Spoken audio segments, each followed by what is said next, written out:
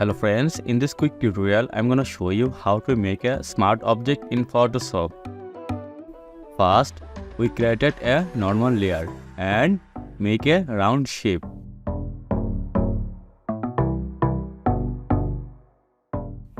Here we see two layers, one layer background and one layer color.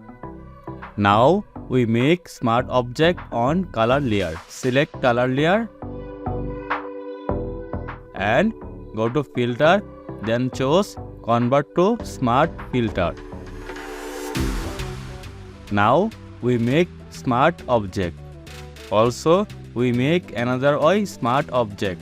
Click on the color layer and choose convert to smart filter. Here we see smart object. If you enjoyed this video, don't forget like, comment and subscribe.